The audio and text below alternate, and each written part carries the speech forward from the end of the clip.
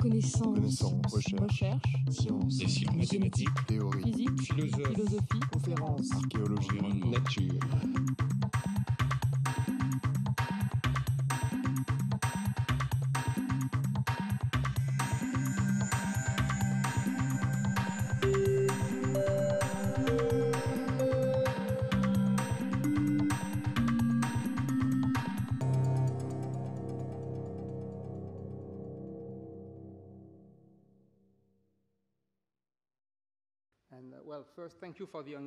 Eh bien, tout d'abord, merci aux organisateurs qui m'ont invité à faire cette brève présentation. Il s'agit là d'un travail mené en commun avec Vincent Martinet et Luc Doyen, qui est un mathématicien.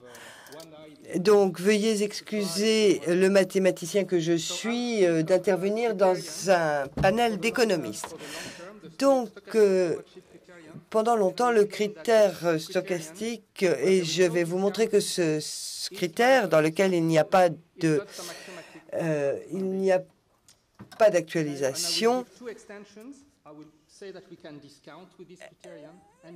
Je vais vous montrer que l'on peut actualiser avec ce type de critères. Et je suis aveugle, certes, mais je vais terminer par un clin d'œil en parlant du cadrage et de la symétrie du risque. Donc, tout d'abord, je vais illustrer en partant du principe que j'ai deux biens, la consommation et l'environnement, C et E. Et tout ceci est extrait du rapport Stern. La difficulté quand vous établissez un critère, c'est celle de l'agrégation. Donc, il va falloir agréger entre biens dans le temps et en fonction du risque. Et je vais donc débattre de ces trois points et vous donner un critère pour cela qui n'est sans doute pas le critère d'utilité attendu. Donc, ce matin, nous avons tous vu ce modèle qui est l'utilité intertemporelle attendue actualisée. Donc, vous avez la somme dans le temps, c'est l'agrégation en fonction du temps. Vous avez l'utilité qui agrège sur deux biens, la consommation et l'environnement, et vous avez l'attente de l'agrégation par rapport au risque. Donc, vous avez là l'utilité intertemporelle actualisée dans un cadre déterministique et l'utilité attendue dans le processus de prise de décision statique dans un cadre de risque. Je ne connais pas l'axiome pour ce type de formule. Je connais les travaux de Koopmans, mais c'est la plus commune. Et pourquoi est-ce la plus commune? Eh bien, tout simplement parce qu'elle propose des thèmes constants comme la cohérence temporelle. Toute la journée, nous avons vu combien il était difficile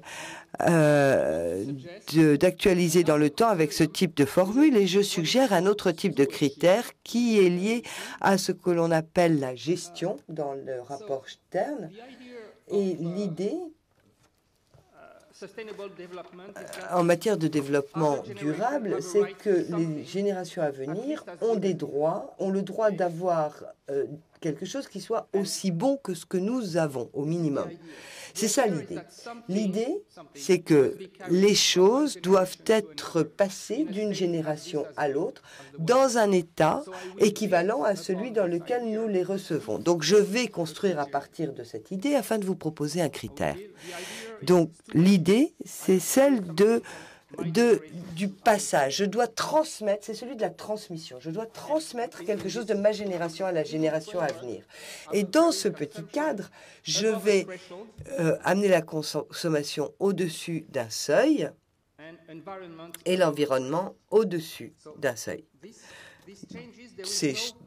Dans ces changements, c'est sans doute un peu choquant pour les économistes que vous êtes, mais je ne vais pas parler d'utilité ni d'actualisation. Ensuite, j'y reviendrai.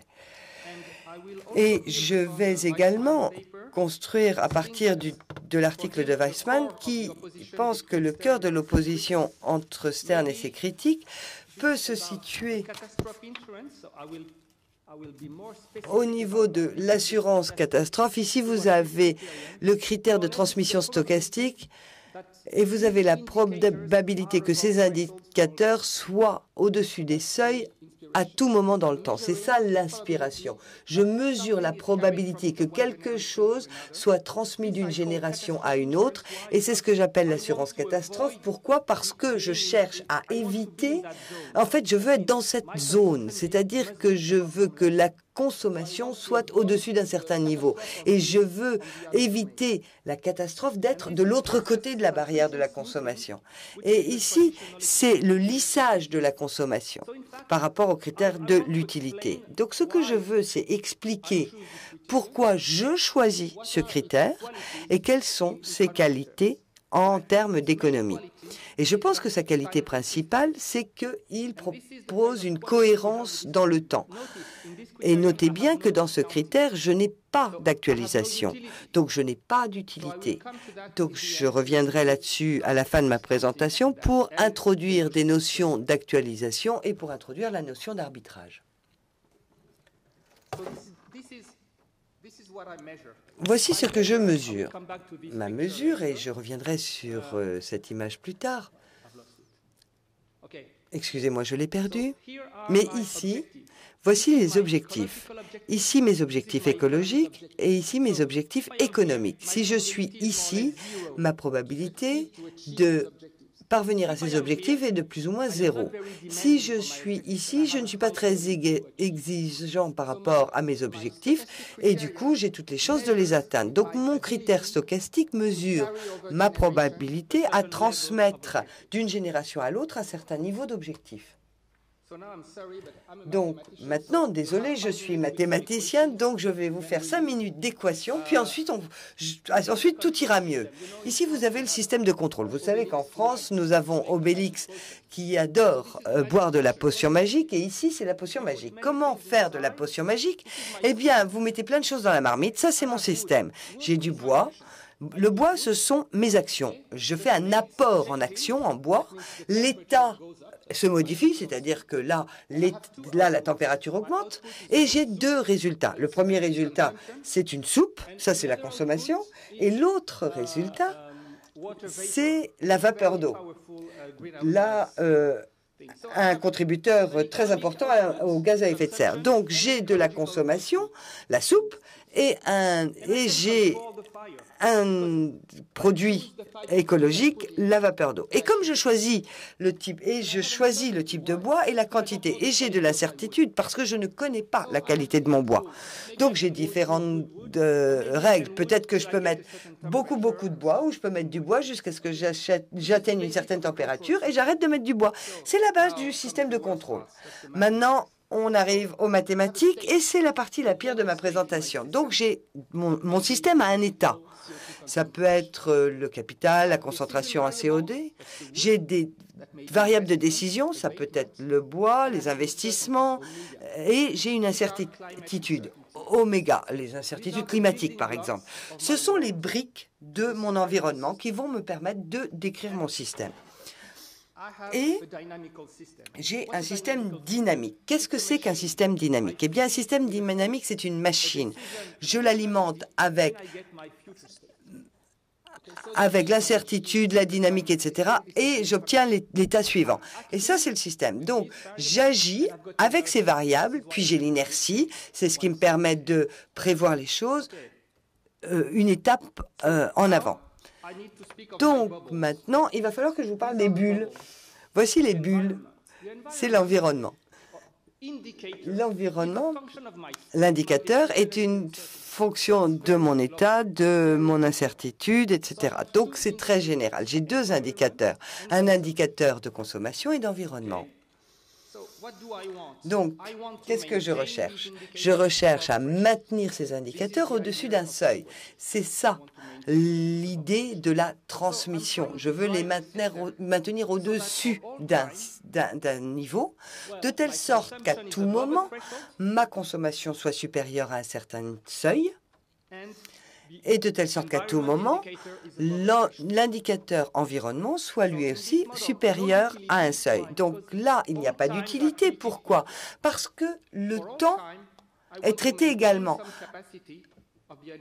À tout moment, je veux maintenir cela. Donc, c'est l'idée de ce que j'appelle la gestion qui permet une transmission. Maintenant, j'ai une agrégation temporelle, c'est-à-dire que quel que soit le temps, j'ai quelque chose. Maintenant, je fais un petit détour par un scénario. Qu'est-ce que c'est qu'un scénario? C'est une séquence d'incertitudes. Ici, vous avez chaud, chaud, chaud, froid, froid, froid, et ce sont mes séquences d'incertitudes, en changement climatique, par exemple. Maintenant, je prends une règle de décision. Qu'est-ce que c'est qu'une règle de décision? C'est quelque chose qui me dit « Attention, Michel, il va falloir mettre du bois là parce que l'eau est en train de refroidir. » C'est une règle qui me définit ce que je dois faire. Et les économistes aiment les règles qui sont optimales. Donc, c'est le genre d'objet qu'ils manipulent. Une fois que j'ai un scénario, une règle de décision et une dynamique, cela me permet de générer un cheminement. Un chemin d'état, par exemple la température interne de mon chaudron, et un cheminement de décision, à savoir les séquences de bois que je vais mettre pour alimenter le foyer. Et tout ceci est donné par la dynamique. Donc l'idée est la suivante. Vous avez avec un scénario, je génère des cheminements d'état et de décision. Et j'introduis la notion de scénario viable. Qu'est-ce qu'un scénario viable? Eh bien, c'est un scénario, donc une séquence d'incertitudes, le long duquel je vais générer des états et des décisions grâce à ma règle, et qui sont telles que tout au long de mon scénario, les indicateurs sont systématiquement au-dessus du seuil. Donc, tant qu'on a un scénario viable, tout va bien parce que cela me permet de transmettre mon indicateur d'une génération à l'autre à perpétuité, en tout cas du temps zéro au temps fini. Il me reste 10 minutes. Merci. Donc, si tous mes scénarios étaient viables, tout irait bien. Cela voudrait dire que je peux combattre n'importe quel autre scénario avec ma règle. Donc ça, c'est très très bien, mais il faut que je trouve la notion plus faible qui est d'avoir une probabilité sur un ensemble de scénarios. Et ça, c'est difficile parce que dans le problème du changement climatique, c'est là qu'est le débat. Quelle est la bonne probabilité? Donc, pour l'instant, je vais faire comme si nous connaissions de façon certaine cette probabilité. Encore une fois, ce sont des mathématiques, mais c'est la même définition. Ceci étant, au lieu de mesurer les choses directement, je vais mesurer la probabilité. La probabilité de voir certains aspects sont aussi bons, que sont passés dans un état au moins aussi bon que ceux hérités des générations antérieures. Donc, ce critère de transmission stochastique, c'est ce qui permet de voir comment on transmet d'une génération à l'autre. Et là, il n'y a pas d'actualisation.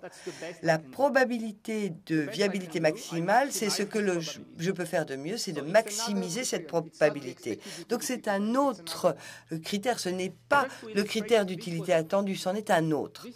Donc, voici la probabilité de viabilité. Nous l'avons fait pour les pêcheries.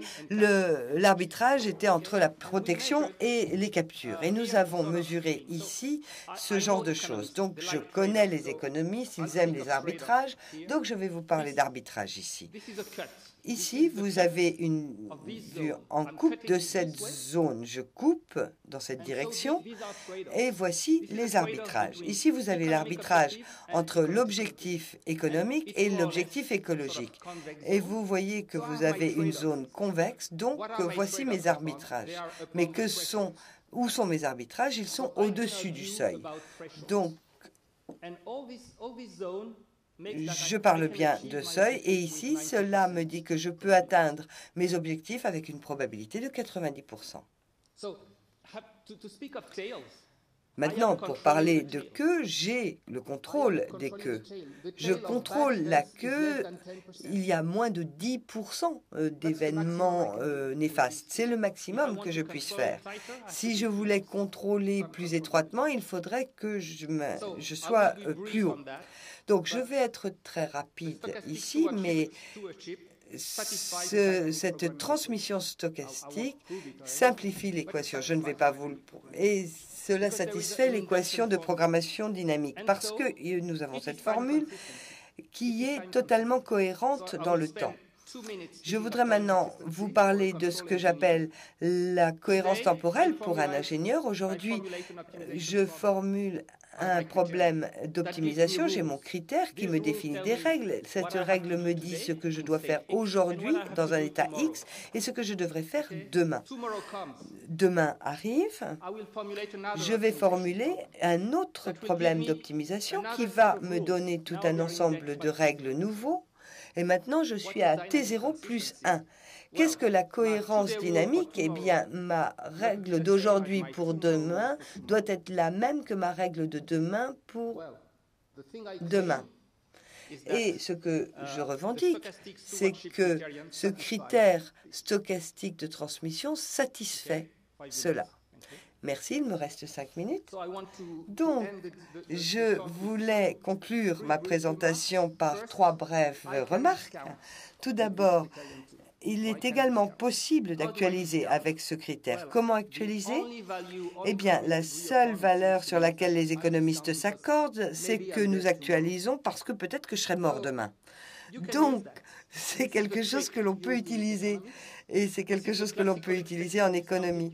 C'est là la formule d'actualisation classique et voici la même sans actualisation. Il n'y a pas d'actualisation, mais la formule est la même. Pourquoi? Parce que mon horizon est aléatoire. Donc, à partir du moment où mon horizon est aléatoire et que je ne sais pas combien de temps je vais continuer à vivre, la formule est la même. Elle doit suivre une distribution géométrique et doit être indépendante de la tendance de consommation. Donc, peut-être que nos vies vont être courtes parce que nous faisons trop de bêtises avec le CO2 aujourd'hui. Donc, nous devons penser corrélation entre notre horizon et notre cheminement de consommation. Mais dans une certaine mesure, je peux faire la même chose avec ma formule. Je vais calculer une probabilité et je vais autoriser mon horizon à être aléatoire. Donc, ça me permet d'actualiser sur ce critère également. Donc, je peux actualiser. Mais c'est vrai que je n'ai pas le concept d'utilité. En revanche, je peux introduire l'ambiguïté. Et l'ambiguïté, ici, vous avez la sensibilité climatique par rapport à la probabilité de densité. Donc, je ne sais pas quelle est la véritable loi de probabilité. Donc, qu'est-ce que je vais faire? Je vais faire ce que Christian Guillier, je vais calculer ma probabilité de variabilité, ma probabilité d'atteindre certains objectifs, et je suis plutôt pessimiste par rapport aux probabilités. Et ça, c'est la version ambiguë. Eh bien, il se produit que cela me donne une consistance temporelle également. Donc, si je suis économiste, ce que je ne suis pas, je suis mathématicien, on passe avec succès le test de la cohérence temporelle. Non, tout va bien pour le temps. Il me reste 2 minutes, donc je vais passer à mes dernières diapositives. Quelle est l'idée d'une assurance par rapport à l'idée de lissage? Eh bien, l'idée, c'est que nous n'aimons pas perdre. Nous sommes très sensibles à la perte de quoi que ce soit. Donc, nous voulons optimiser les probabilités d'avoir quelque chose. Et ce que je trouve très intéressant dans le rapport Stern, c'est qu'il dit ceci. Le rapport Stern dit que si nous n'agissons pas, il y a des coûts. Le coût de perdre quelque chose, et j'aime beaucoup cette dernière diapo, c'était une étude qui cherchait à convaincre les femmes de faire une autopalpation des seins. Et le premier message était celui-ci. Vous pouvez perdre de nombreuses années de santé si vous ne passez pas quelques minutes à faire de l'autopalpation.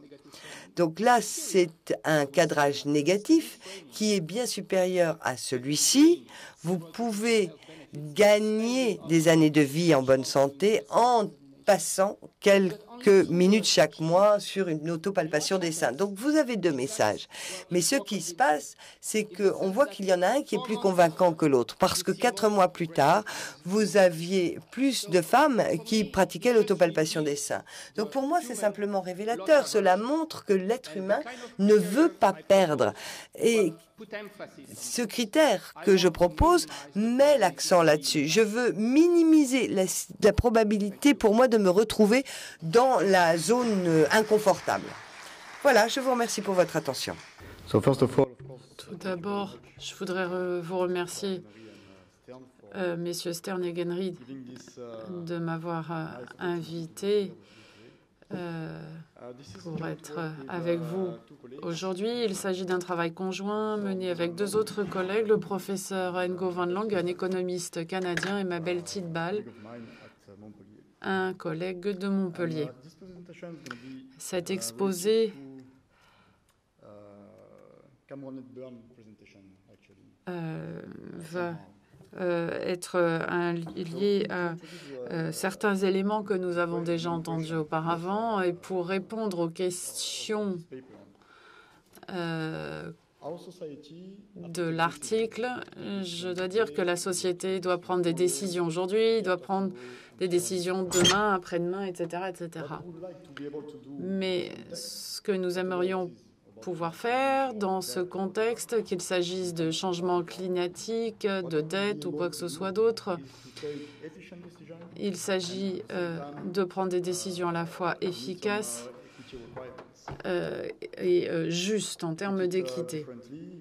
En d'autres termes, nous voulons organiser la vie, les choses, de façon à ce que le gâteau soit le plus gros possible et que le partage du gâteau soit le plus équitable et le plus juste possible. Il y a beaucoup d'articles dans le domaine économique portent sur cette question et on peut la résumer de la façon suivante. On imagine un critère. On a beaucoup parlé des critères utilitaristes ce matin et ces critères auront des propriétés intéressantes, espérons-le. Et à partir de ce critère, nous envisageons différentes possibilités de décision pour demain, pour aujourd'hui, pour après-demain, etc. Mais il n'y a pas qu'un seul critère. Michel Delara vient d'en présenter un il y a quelques instants, mais on peut aussi explorer la littérature et voir que les critères sont pléthores.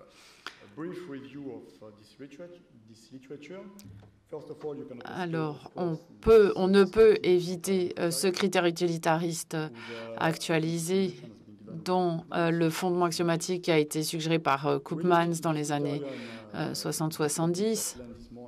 Et puis, il y a la question du choix du critère d'actualisation. Lequel devrait-il être? L'hypothèse est qu'il serait de 0, mais cela soulève un certain nombre de problèmes dont je parlerai dans quelques instants. Mais quel que soit le taux d'actualisation, aussi bas soit-il, le point de vue de certaines générations, c'est que c'est la dictature du présent. Dans ce cadre, bien entendu, on peut alors aborder différentes variations avec des taux d'actualisation en baisse, le rôle de l'incertitude, des contraintes écologiques, etc. Autre critère envisageable, il s'agit du niveau d'utilité stationnaire et de l'optimiser. C'est ce que l'on appelle la règle d'or. La règle d'or verte, qui avait été appelée ainsi dans la littérature environnementaliste, c'est ce que certains appellent la dictature de l'avenir parce que l'on ignore la transition, la période de transition qui conduit à la stabilité. Ensuite, vous avez le critère Maximin, que l'on appelle le critère rawlsien. Aujourd'hui, on reconnaît qu'il faut l'appeler le critère Maximin parce que Rawls a rejeté ce critère comme le reflet de son point de vue sur l'égalité entre les générations. Parce que si l'on essaye de maximiser l'utilité des générations les plus pauvres, si l'on applique ce type de critères, la croissance est bloquée, en fait. Le dernier critère, je ne les ai pas exposés dans l'ordre chronologique ici, mais bien dans l'ordre dans lequel je vais les aborder. C'est un critère que l'on a si l'on a un taux d'actualisation à 0 qui a été proposé il y a de nombreuses années par Ramsey.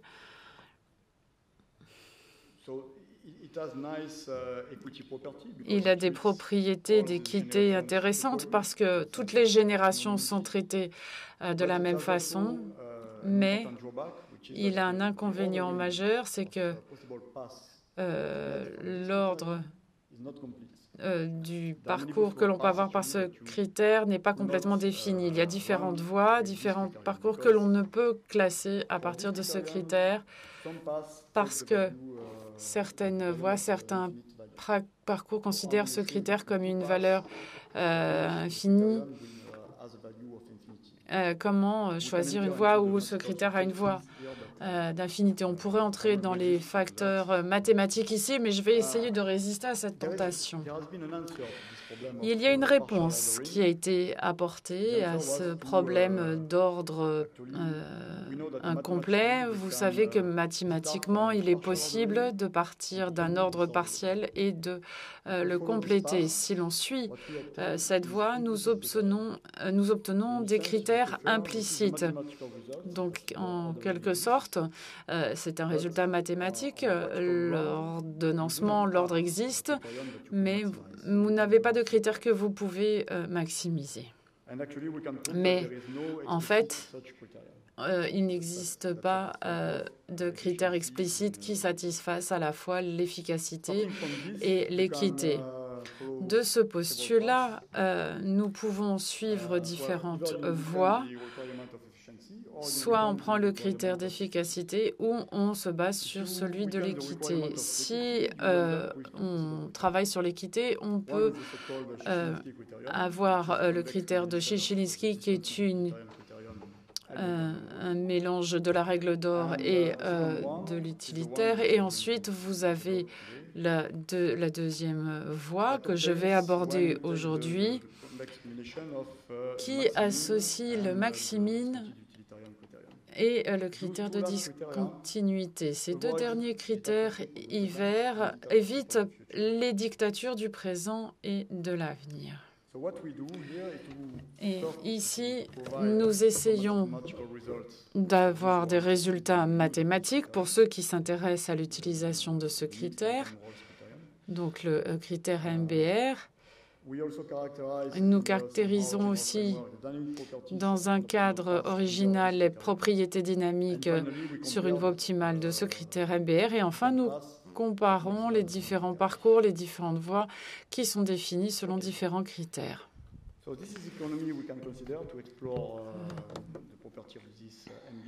Donc, voici une voie d'étude de ce critère MBR. On a une ressource X. C'était dans la consommation par la génération T. Cette consommation donne à la génération T un certain niveau de vie. Appelons ça l'utilité, si vous le voulez, mais ce n'est pas obligatoire. Et pour toute voie admissible, le critère MBR va associer la valeur suivante. En expression numéro 2, vous avez cette association complexe entre le maximine et le critère de discontinuité maximine. Ceci est un peu technique. Je ne vais pas m'y attarder par souci du temps à respecter. Je tiens simplement à dire que les mathématiques requises pour la maximisation de ces critères n'étaient pas disponibles. Donc, il nous a fallu ajouter une qualification aux outils de façon à pouvoir les utiliser. Bien entendu, ceux d'entre vous qui connaissent les techniques d'optimisation, aimerait savoir comment nous maximisons, comment nous résolvons ce problème. Le réflexe serait d'écrire Lagrangian, c'est-à-dire de terme l'objectif de maximiser plus le prix fois la contrainte. Mais on ne peut pas le faire aussi simplement. Le Lagrangian doit être construit d'une telle façon qu'il donne des résultats. Donc, lorsque l'on construit l'équation dans Lagrangian, dans l'objectif ici, on oublie le premier point de la combinaison complexe. Voici l'objectif. Et lorsque l'on utilise un Lagrangian, on ne peut pas l'écrire complètement. Il faut garder le deuxième terme. Et ensuite, la fonction lagrangienne se poursuit. Ensuite, vous avez les conditions nécessaires. Je ne vais pas m'y attarder non plus. Donc, voici notre première contribution ici. Mais l'information de base à utiliser, une fois encore, c'est le Lagrangian qui est ici.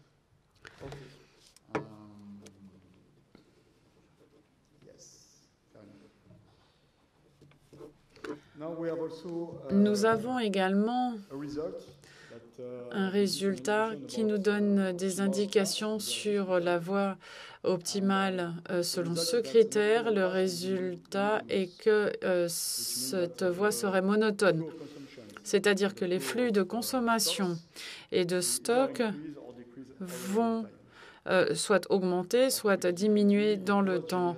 En d'autres termes, les générations les plus pauvres, ce seront soit les premières ou les dernières.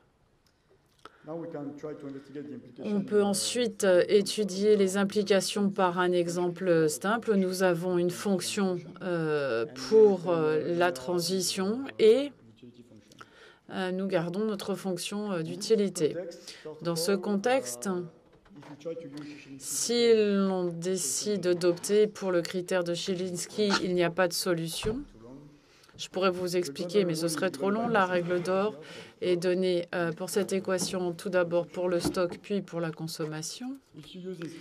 Si l'on utilise le critère utilitaris actualisé, on a une voie qui converge vers cette valeur pour le stock qui est inférieure à la règle d'or verte ou écologique. Et si vous commencez, l'économie commence avec un niveau initial inférieur à la règle d'or modifiée, la consommation sera zéro jusqu'à ce que l'état stable soit atteint. Maintenant, si l'on applique le maximine et que l'on commence avec un point de départ supérieur à la règle d'or, l'économie va arriver. Excusez-moi, on aura une consommation constante qui ramène les stocks au niveau de la règle d'or. Si l'on est en deçà de la règle d'or, eh bien la solution consiste à porter le stock à ce niveau avec ce niveau-ci de consommation. Donc, on doit se retrouver avec ce type de situation. Maintenant, pour le critère MBR, c'est un petit peu plus compliqué. Cela dépend si le point de départ de l'économie est riche ou pauvre. Si l'économie est riche au départ, il y a deux possibilités. Non, je ne vais pas m'attarder à celle-ci. C'est pas tellement intéressant. Je vais plutôt commencer par un point de départ où l'économie est pauvre, c'est-à-dire inférieure à la règle d'or modifiée. Eh bien, la voie optimale repose sur deux éléments. Tout d'abord, un décollage pour atteindre la règle d'or dans un temps fini. Au cours de ce décollage, la consommation n'est pas à zéro, contrairement à la consommation dans la voie du critère utilitariste de consommation. Alors, si l'on compare la règle d'or avec le MBR, la règle d'or ne se porte pas sur la génération la moins avantagée. C'est une règle qui ignore la transition. Si l'on se focalise sur les générations les plus pauvres, eh bien, la règle d'or ne marchera pas. Si l'on compare le critère utilitariste de continu avec le critère MBR, comme je l'ai dit auparavant, au cours de la phase de décollage, la consommation n'est pas à zéro avec le critère MBR. En d'autres termes, ce gâteau intertemporel est redistribué avec ce critère depuis les générations distantes finies vers les générations plus pauvres. Mais la distance est assez importante. Enfin, si l'on compare le critère Maximin au critère MBR, comme je l'ai dit auparavant, avec le Maximin, si on démarre à un niveau pauvre, on reste pauvre tout le temps, ce qui n'est pas le cas avec le critère MBR, puisque vous avez une phase de décollage. Conclusion, si vous me le permettez, Monsieur le Président. Si l'on revient à Rawls, il y a des différences entre son point de vue de l'équité et ce que je vous ai présenté ici pour différentes raisons, parce que Rawls ne s'en est pas uniquement tenu à la doctrine utilitariste, parce qu'il ne se centre pas forcément sur l'approche conséquentialiste, mais il y a un point commun entre son point de vue de l'équité et la tendance que l'on a vue avec le critère MBR. Il s'agit de ces deux phases de développement de l'économie. On commence jusqu'à ce qu'il y ait un seuil. Et maintenant, il faudra que j'avance une conjecture, parce qu'ici, on est là aussi pour parler de taux d'intérêt. L'hypothèse, c'est qu'il existe des taux d'intérêt qui vont dépendre de l'état du système et qui pourraient s'appliquer pour construire le critère utilitariste actualisé. Eh bien, on pourrait avoir la même courbe de développement. C'est ce que nous imaginons. Je vous remercie de votre attention. Thank you, Henri. This talk is about the issues of uncertainty. Je vais vous parler de l'incertitude et de l'irréversibilité des processus écologiques et de l'impact sur le processus de prise de décision. Ce travail a été mené en commun avec Alain Lyon-Lecama et Aude Pomeray.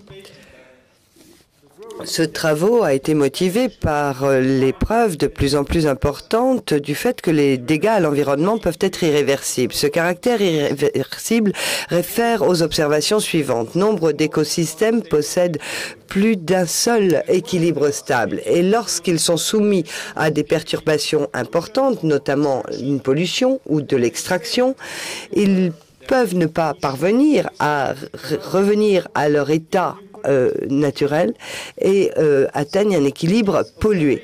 Cette observation met l'accent sur deux caractéristiques importantes des écosystèmes. Tout d'abord, leur capacité de régénération est limitée et peut évoluer en réponse au niveau de pollution auquel ils sont exposés. Deuxièmement, et sans doute plus important, dès que la pollution atteint ou dépasse certains niveaux critiques, la régénération de l'environnement peut stopper.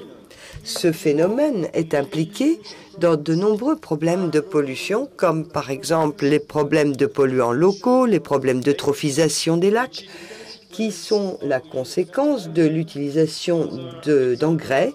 Vous avez d'autres exemples d'irréversibilité, sont l'acidification des sols, la perte de biodiversité à cause de la surexploitation des sols. De plus, nous avons de plus en plus d'éléments qui nous démontrent que les dommages à l'environnement, tout comme le changement climatique, peuvent avoir des conséquences irréversibles. Et parmi ces conséquences, l'une est en lien avec le rôle des océans et des écosystèmes terrestres pour absorber et piéger le carbone.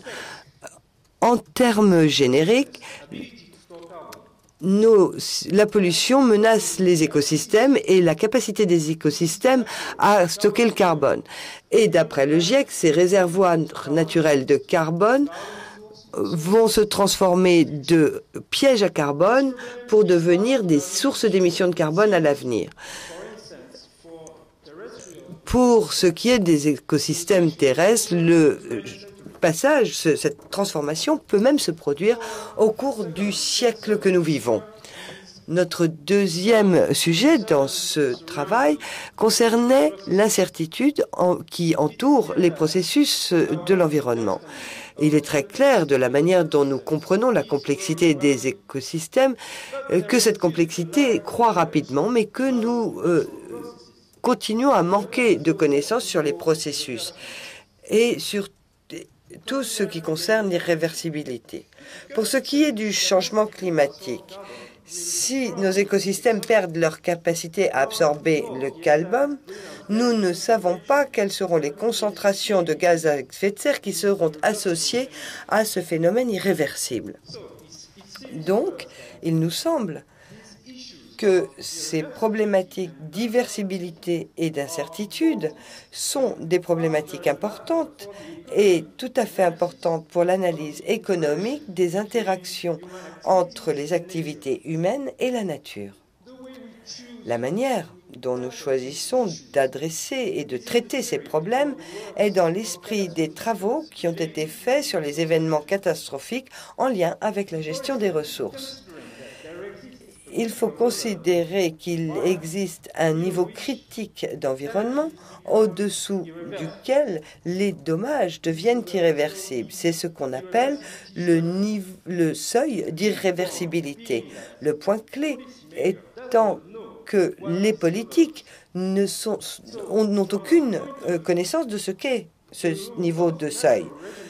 Donc, la loi de régénération naturelle est considérée comme un processus aléatoire. Pour résumer, nous cherchons à développer un cadre simple qui nous permette d'englober trois caractéristiques. Tout d'abord, les dommages à l'environnement sont liés aux activités de l'homme. Ensuite, la régénération naturelle est sensible aux perturbations créées par les activités économiques. Et troisièmement, le seuil est une variable aléatoire qui est décrite par une fonction de distribution de probabilité.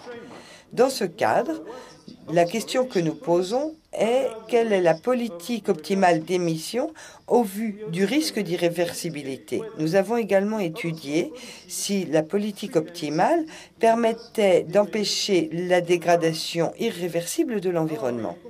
Notre conclusion principale est que si l'on tient compte du risque de l'irréversibilité et que si nous allons prendre des décisions plus conservatrices. Mais cela peut amener parce que si nous ne prenons pas ces décisions, nous pouvons nous diriger vers un monde irréversible à long terme.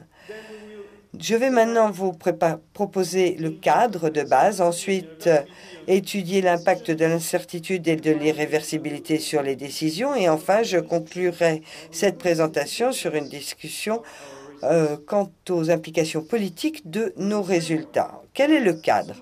Le cadre qui soutient cette analyse est un modèle de contrôle optimal simple avec deux biens, la consommation C et la qualité environnementale Q. La qualité environnementale peut être interprétée comme étant la qualité des sols, la qualité des eaux. Elle peut être vue comme un indice de la biodiversité ou peut être mise en lien à la concentration atmosphérique en gaz à effet de serre.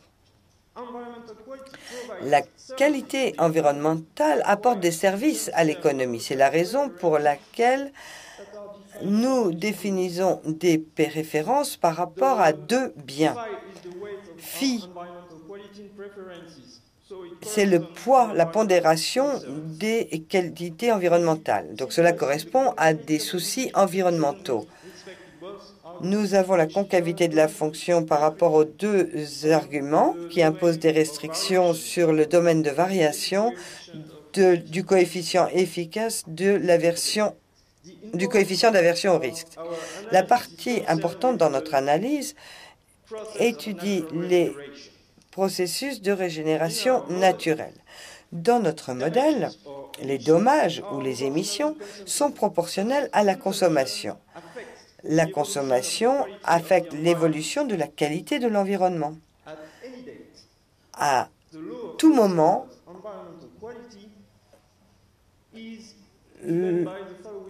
la dynamique de la qualité environnementale est donnée par l'équation différentielle suivante qui dépend de l'état du système. Pour être plus précis, le taux de régénération naturelle gamma est constant et positif tant que la qualité demeure au-dessus du seuil d'irréversibilité, à savoir Q bar. Mais une fois que ce seuil est atteint, il se produit un nouvel état dans lequel la capacité de régénération est complètement dépassée, et ce de manière permanente, ce qui veut dire que les dommages deviennent irréversibles. Par ailleurs, les processus écologiques sont également tenus pour incertains. L'incertitude provient de notre ignorance des niveaux critiques auxquels se produit cette irréversibilité. L'information disponible pour les politiques concernant ces seuils se résume par une fonction de distribution de probabilité et nous n'imposons aucune restriction particulière sur ces distributions. La seule hypothèse faite, c'est sur le lambda, qui est le taux de danger, c'est-à-dire la probabilité d'atteindre le seuil à une date à condition que ce seuil n'ait pas été atteint à la date t. Et nous supposons que ce taux ne baisse pas en qualité. En d'autres termes, plus la qualité est élevée aujourd'hui, moins la probabilité de faire face à l'irréversibilité dans un avenir proche est grande. Donc, à cause de l'irréversibilité, la fonction de planification se définit en termes d'attente. Rho est le taux pur de préférence. Vous avez les attentes sur taux qui donnent la date à laquelle le seuil est atteint. Ces variables est également une variable aléatoire.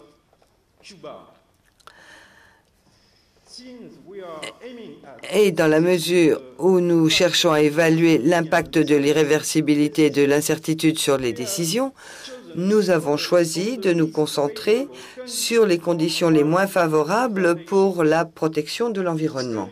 Ces conditions font référence au cas dans lequel les agents sont impatients, où les soucis liés à l'environnement sont faibles et où la nature se régénère à un rythme très lent. Dans ce cas, on sait que si l'on ignore l'irréversibilité, la politique optimale s'accompagne d'une dégradation continue et irréversible de l'environnement. Nous allons maintenant étudier les propriétés de la politique optimale. Pour traiter de cette problématique, on mène une analyse en deux étapes. Tout d'abord, on suppose qu'à la date taux, le seuil a été atteint et nous évaluons le problème d'optimiser les utilités à partir de taux. Pour ce problème, il n'y a plus d'incertitude puisque les politiques savent que la situation a changé de manière irréversible. Et la politique optimale consiste à suivre une voie où la consommation et la qualité environnementale baissent de façon constante et convergent de manière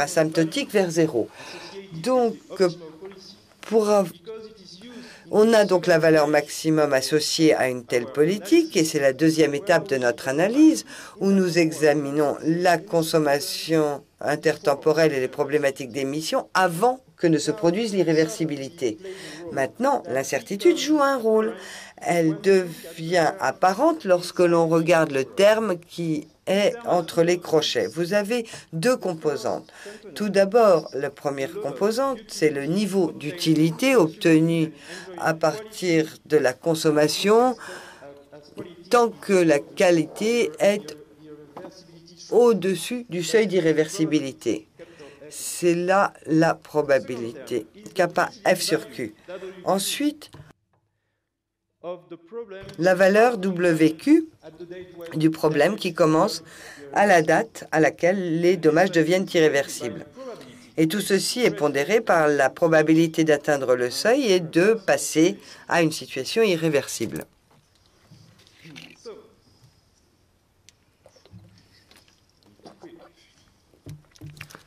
Donc, l'analyse d'équilibre donne le premier enseignement qui permet de voir l'impact de l'irréversibilité et de l'incertitude. Et nous pouvons identifier les conditions nécessaires à l'existence d'un état unique d'équilibre.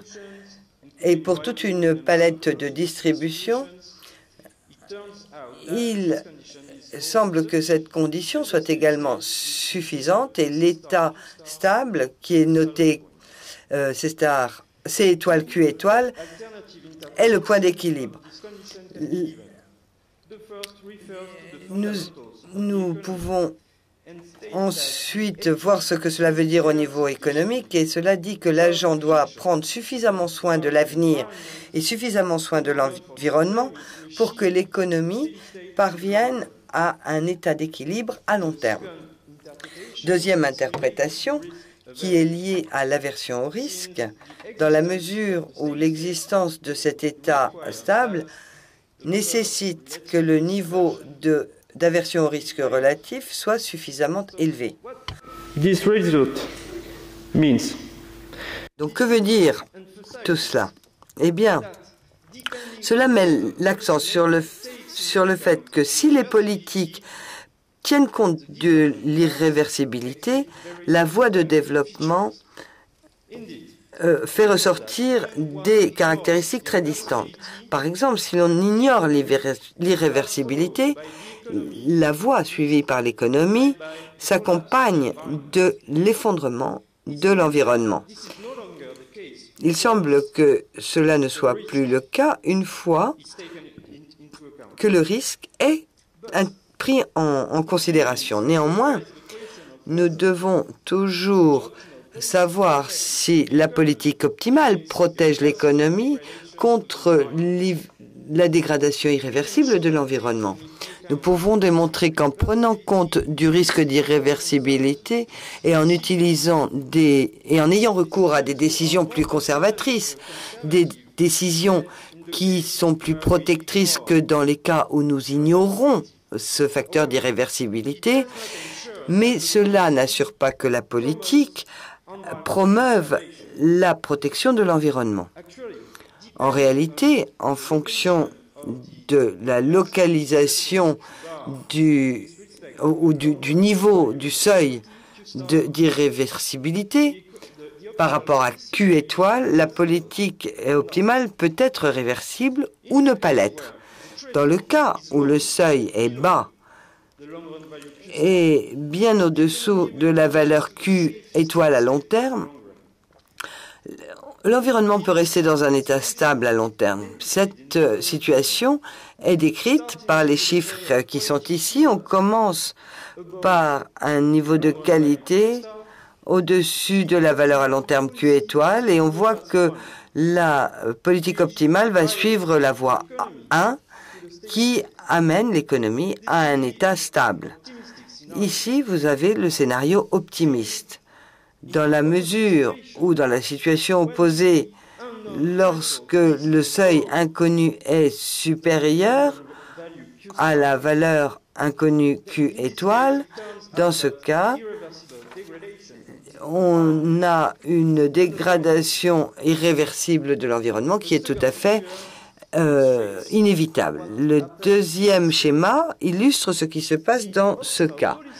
La politique optimale consiste à suivre la voie donnée par la solution de la maximisation avant l'irréversibilité, mais ce uniquement avant que ne soit atteint le seuil d'irréversibilité. À ce rythme, on voit se produire le basculement et la politique optimale à partir de ce point-là consiste à suivre la voie numéro 4 qui s'accompagne d'un épuisement asymptotique de la qualité de l'environnement. J'arrive à ma conclusion. Pour conclure cette présentation, notre analyse révèle que le risque d'irréversibilité induit une relation plus précautionneuse vis-à-vis de l'environnement. Il peut être suffisant, et ce peut être suffisant pour éviter les situations irréversibles. Néanmoins, nous ne pouvons exclure des situations dans lesquelles l'économie va finir par suivre une voie irréversible. Et en réalité, à cause du manque d'information, les décisions adoptées par les politiques peuvent avoir pour effet d'entraîner le monde vers l'irréversibilité à long terme. Il me semble que cette conclusion encourage à mieux connaître les processus écologiques, bien entendu, et dans le cas d'intérêt, des progrès scientifiques pourront aider à résoudre les problématiques d'incertitude qui entourent cette notion de seuil. Je vous remercie pour votre attention.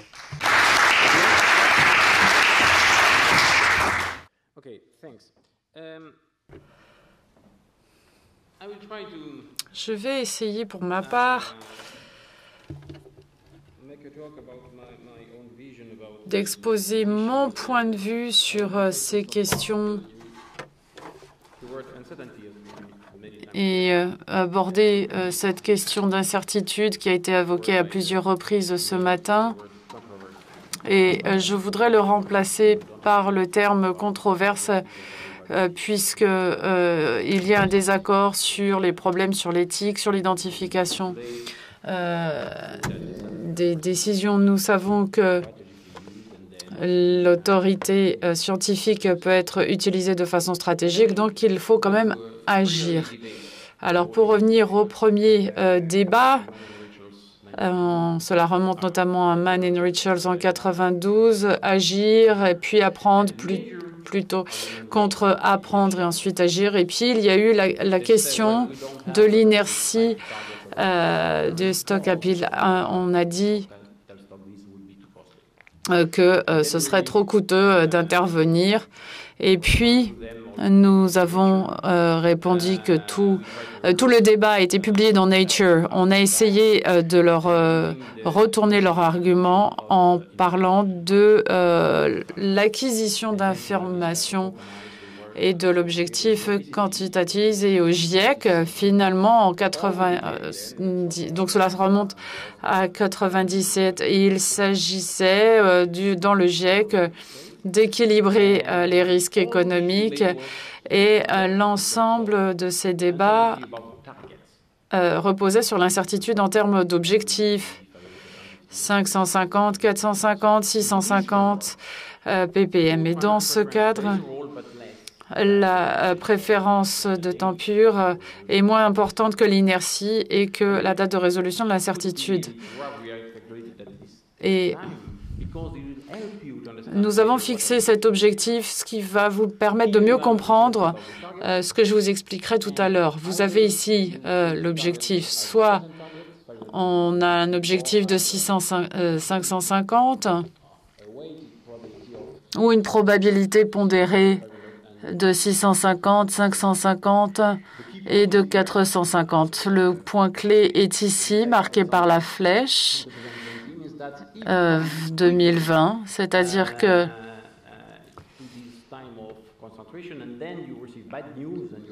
on agit trop vite et qu'on a des mauvaise nouvelle et qu'il faut rebasculer sur un objectif de 450 ppm, il faut accélérer les mesures et cela revient très cher. Et si l'on tient compte de l'inertie dans le basculement de votre objectif, on change la nature de la solution. Mais ceci est faux. Mais si l'on monétise les dégâts, ceci figure aussi dans le rapport du GIEC. On en a parlé un petit peu ce matin.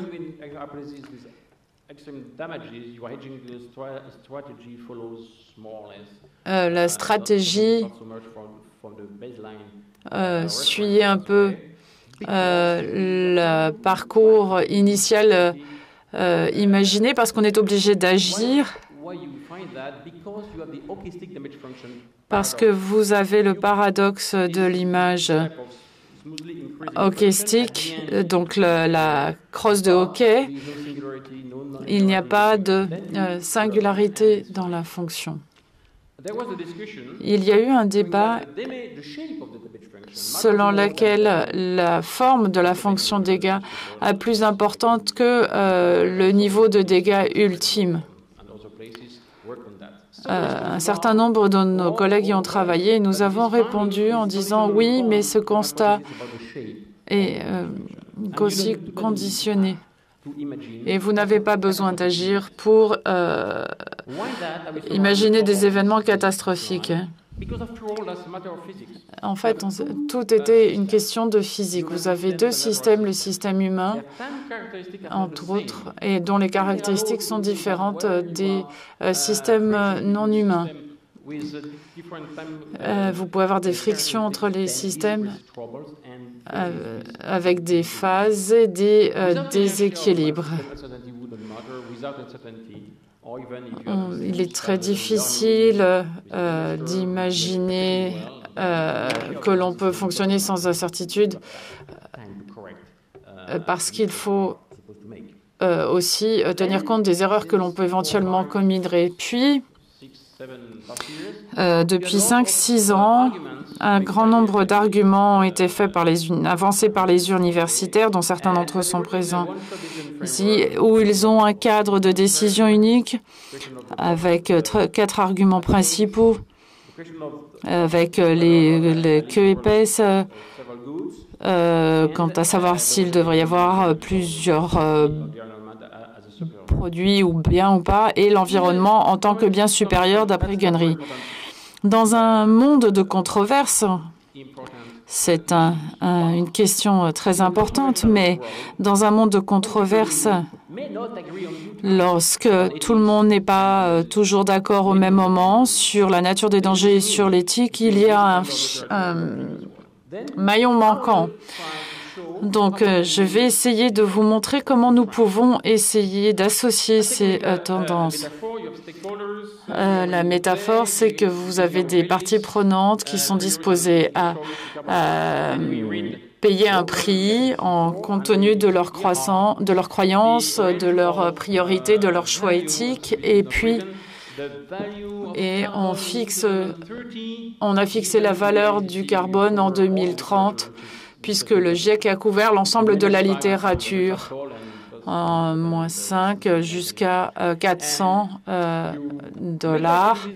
Et vous prenez la décision selon laquelle chacun a ses priorités. On considère aussi également l'incertitude sera un problème résolu à un moment donné. Et il faut trouver un premier compromis pilote. Il y a un désaccord sur le fond, mais on est d'accord pour essayer d'agir malgré tout.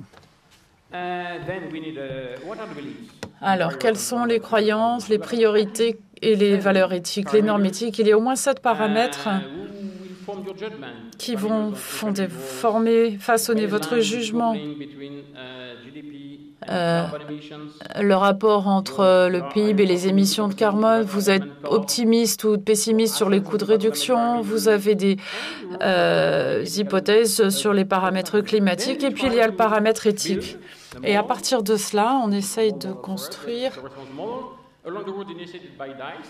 un modèle Basel selon la voie lancée par DICE.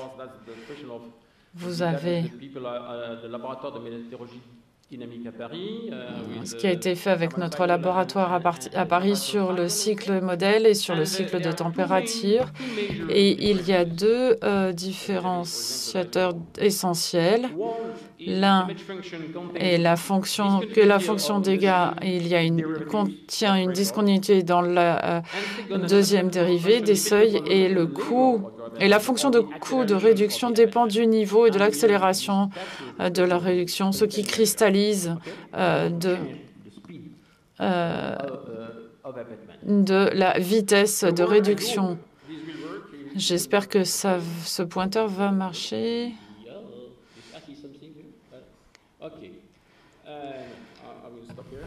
Donc, je vais m'arrêter là quelques instants pour vous expliquer cette dia.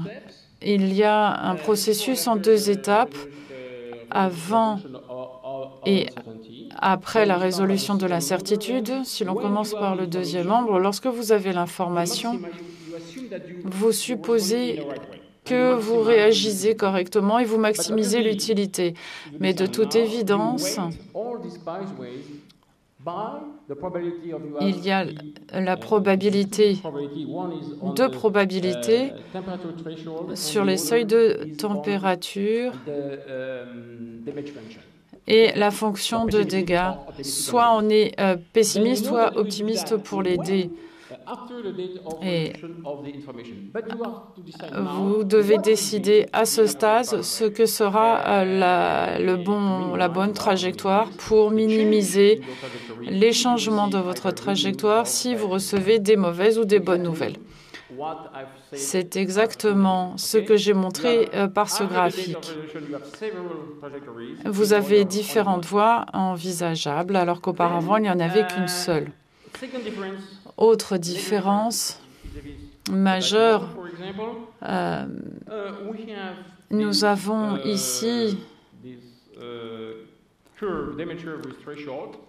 cette courbe des dégâts avec des seuils et les liens entre la perte de PIB et de modification de température va dépendre de votre point de vue pessimiste ou optimiste sur la sensibilité climatique. Et c'est très important parce que cela montre nos intuitions. Si vous êtes optimiste en termes au sujet de la sensibilité, votre seuil arrive très tard et il y a une actualisation. Si vous êtes plus pessimiste, alors le danger est plus proche dans le temps. Ainsi, par exemple, si vous programmez des investissements de 20, 30 ou 40 ans, il faut en tenir compte. Cela signifie que le modèle va dépendre des seuils de température et de la sensibilité climatique. Si elle est élevée, le seuil a lieu plus tôt et le facteur d'actualisation agit moins. Et pour continuer à évoquer certains points, un article de Weissman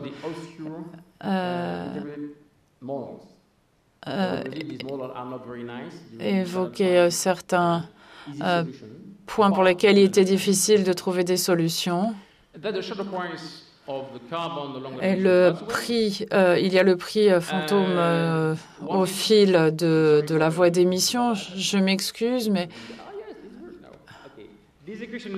cette équation lie le prix du carbone fantôme au prix du cycle du carbone avec le cycle atmosphérique et les puits biologiques, et puis l'effet marginal de la concentration sur les températures. Et cet oméga, ici, c'est la valeur sociale du changement de température. Ici, une fois encore, vous avez la voie optimale qui est contrainte par votre équation sur le cycle de température, et ici, le dégât marginal. Simplement pour vous dire que l'on peut interpréter, mais pas en 30 secondes, on peut interpréter ce qui peut se passer ici et comprendre comment le modèle peut changer si l'un de ces paramètres est modifié. Du côté coût, c'est plus facile. Tout repose ici sur l'inertie avec une équation où vous multipliez le coût en cas d'accélération. C'est une fonction au carré, plus ou moins. Ensuite, notre solution analytique n'est pas forcément satisfaisante, mais nous connaissons les conditions d'optimalité de premier ordre et nous pouvons comprendre pourquoi. Nous pouvons comprendre les résultats d'analyse de sensibilité et de vérifier l'ampleur des événements qui sont en jeu, s'ils sont dangereux ou pas. Tout dépend de votre modèle économique, bien entendu, aussi. Nous avons rédigé un grand nombre de scénarios à partir d'hypothèses, à partir des croissances, des tendances de décarbonation, des coûts de réduction du carbone, de la sensibilité climatique et de la préférence temps pur.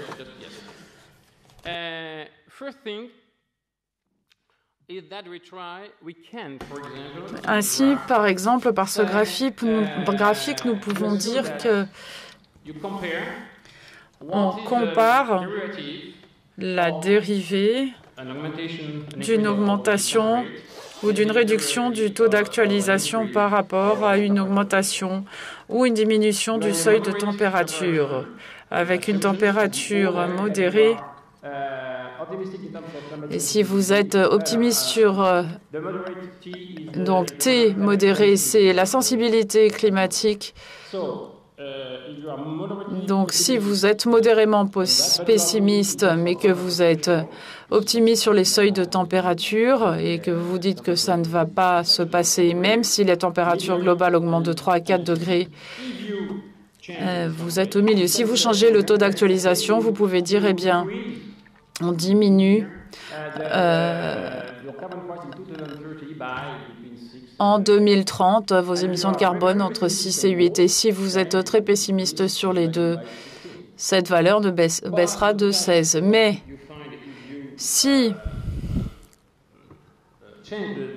vous changez le seuil de température, eh bien, les fourchettes sont beaucoup plus importantes, si bien que dans ce scénario, pas tous les scénarios, vous voyez qu'il y a les variations dans les seuils de température sont importantes. Ça va, j'ai encore largement assez de temps. Je vous remercie. Je vous donnerai plus d'explications sur ce sujet. Alors ici, même graphique avec...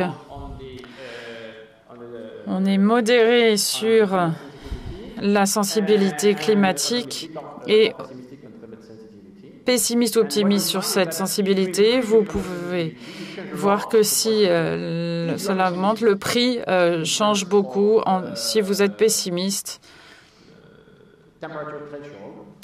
sur les seuils de température, vous avez plus $18 ici. C'est bien que vous pouvez calculer la dérivée sur les deux axes et vous pouvez expliquer ce qui se passe.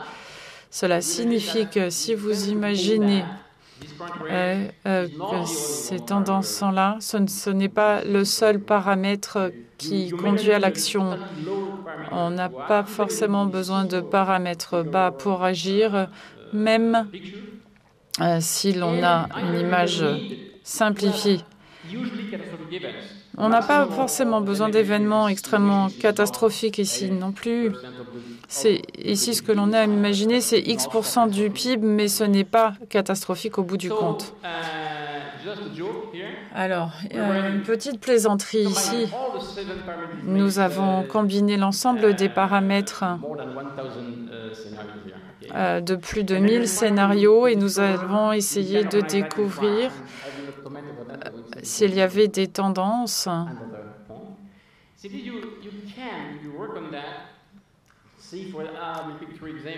Je vais prendre 3 exemples. Les Churchillians en anglais, ce sont ceux qui veulent agir immédiatement. ceux qui sont des teneurs d'une position dure conduisent à l'échec. Pour les panglossiens, ce sont des gens qui sont comme Allègre et qui disent il n'y a pas véritablement de danger. Mais ils nous donnent malgré tout des solutions peu onéreuses pour résoudre les problèmes. Et c'est quelque chose qui sera mis sur le site de la Banque mondiale dans quelques semaines. Vous pouvez identifier les rôles des parties prenantes autour de la table et leur point de vue ici.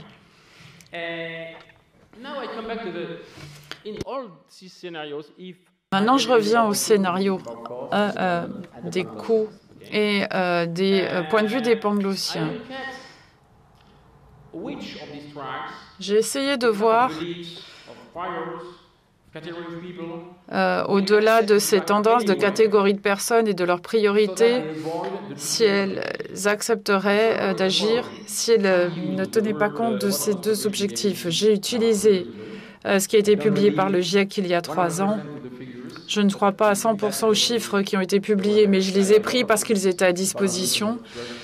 On a beaucoup de commentaires sur cet objectif, plus de cas, mais en tout cas, je l'ai pris.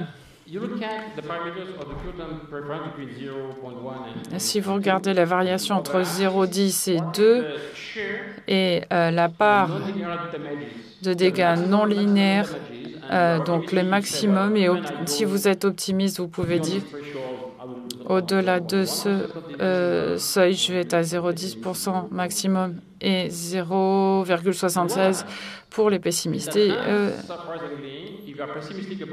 si vous êtes pessimiste sur les dégâts, vous agissez, ce qui n'est guère étonnant, même avec un taux de 2% d'actualisation, seules 21 personnes sur 144 de ce groupe vont agir. Et même dans le cas le plus péjorant, il y a encore 2% d'actualisation. Vous en avez encore sur les 144 qui vont agir. Cela suppose beaucoup de combinaisons. Dans ce monde, cela veut dire que tous les paramètres, donc décarbonisation initiale, doivent être pris en compte. Ce qui se passe en termes de taux de croissance. On explique que les répartitions des individus ne sont pas polarisées par le point de vue, par les dangers des dégâts. Il y a toute une palette de points de vue différents. J'ai tout le temps qu'il me faut pour terminer. Je vous remercie. Alors, qu'en est-il de l'économie politique? Il ne faut pas négliger d'autres paramètres comme l'inertie de la société, de l'économie et des répercussions que cela peut avoir en termes de développement. Et je voudrais faire un commentaire au sujet de quelque chose auquel je crois beaucoup. Le problème, c'est que les pays des économies émergentes construisent leurs infrastructures énergétiques maintenant, si bien que d'ici 20-30 ans, il sera peut-être trop tard d'agir. Avec l'inertie, c'est important, mais ils ont pris aussi des bifurcations dans leur choix. Cela porte sur la qualité des investissements actuellement consentis. Et c'est pour cela que je voulais conclure la session sur ce point en soulignant le problème de l'inertie des systèmes, parce que je ne vais pas critiquer les politiques de ces pays et les queues épaisses, mais n'oublions pas que la question qui se pose aujourd'hui est celle des voies de développement qui ont été choisies et des choix technologiques qui ont été opérés.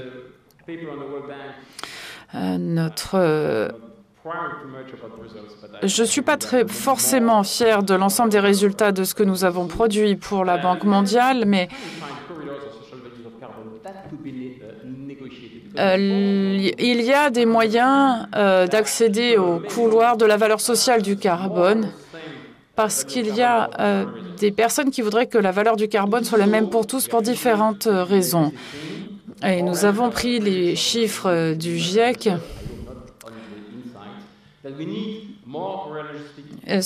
nous montre qu'il faudra des projections plus réalistes